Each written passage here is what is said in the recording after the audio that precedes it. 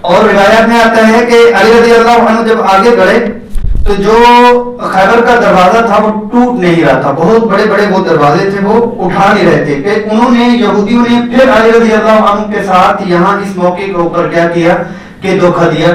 یعنی یہی ہوتا ہے کہ ایک پہلوان نکلا، پھر دوسرا پہلوان، پھر دوسرا پہلوان، پھر تیسرا پہلوان. جب پہلوانوں کی مبارز جو لوگ ہوتے ہیں ان کی جب ہو جاتی ہے پھر دوبارہ سے سیرم بجتا ہے.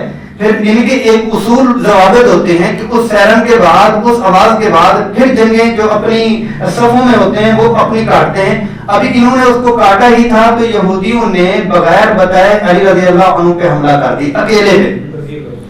علی رضی اللہ عنہ نے ان کا جواب دینا شروع کیا کیونکہ ان کے پاس ڈھال نہیں تھی، تو انہوں نے جو سامنے دروازہ تھا اس دروازے کو پکڑا اور ڈھال بنا لیا. ایک ہاتھ سے بھی پکڑا، دونوں ہاتھوں سے بھی پکڑا، اس کو ڈھال بناتے رہے اور تلوار چلاتے رہے. تو اس لڑائی کے دوران میں انہوں نے وہ ایک چوکھاٹ، اس کو کہہ لیتے ہیں کہ دروازے کا ایک پارٹ کہہ رہے تھے، وہ ایک طرف پھینک بھی دیا. جب جنگ ختم ہوئی تو کہا کہ یہ درمیان میں پڑا ہوا ہے تو اس پارٹ کو اٹھا کے ایک طرف رکھیں. 40 بندوں نے اس کو اٹھایا تو وہ دروازے کا ایک حصہ اٹھایا نہیں گیا.